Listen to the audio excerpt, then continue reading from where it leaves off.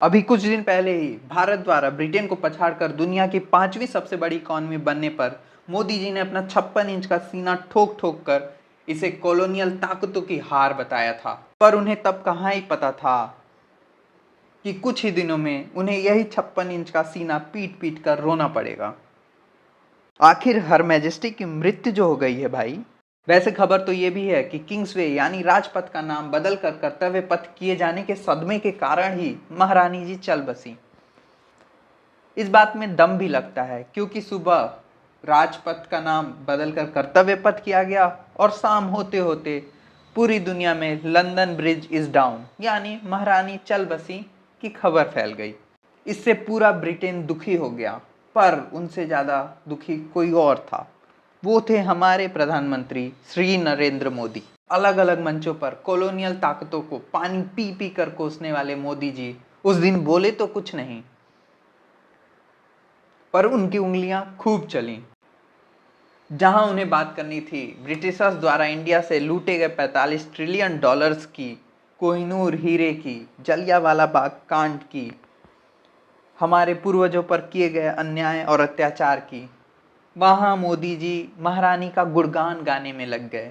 उन्होंने याद किया कि महारानी कितनी दयालु, स्टैलवार्ट और लोगों से जुड़ी हुई नेता थीं। उन्होंने तो मोदी जी को अपनी शादी में गांधी जी द्वारा भेंट स्वरूप दिए गए रुमाल को दिखाया था। देख रहा है विनोद। अरे भाई, महारानी की सादगी को नहीं, हमारे राष्ट्रपिता को गजब का गिफ्टिंग सेंस था उनका। कुछ दिन पहले ही तो भारत के विभाजन में महारानी के हाथ खून से लाल हो गए थे। ऐसे टाइम पे खून पोंछने के लिए रुमाल से ज्यादा उत्तम गिफ्ट कोई हो सकता था।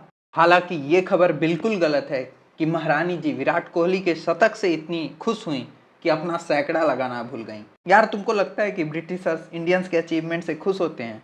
ऋषि सुनक वाला केस भूल गए क्या? वैसे अब कुछ लोग मुझे इस बात पे घर आएंगे कि तुम पूरी वीडियो में सिर्फ मोदी जी की खिंचाई में लगे थे। हिपोक्रेसी की भी सीमा होती है। पर ऐसा नहीं है, कमोवेश हर पार्टी का यही हाल है।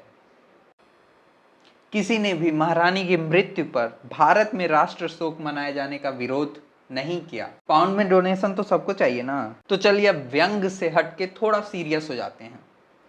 बात करें राष्ट्र शोक मनाए जाने की, तो मेरे व्यू में ये बिल्कुल गलत फैसला था। आप उन लोगों के लिए, उन ताकतों के लिए अपने देश का झंडा झुका रहे हैं जिनसे यह झंडा पाने के लिए हमने कितनी लड़ाइयां लड़ी, कितनी कुर्बानियां दी।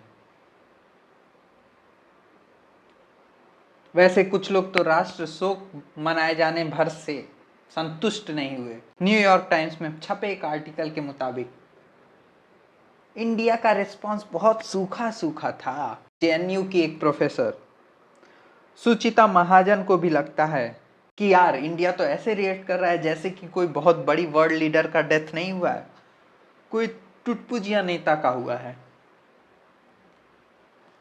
आप लोग तो ऐसे रिएक्ट कर रहे हैं जैसे जलियांवाला बाग में गोली चलाने का ऑर्डर महारानी जी ने ही दिया था।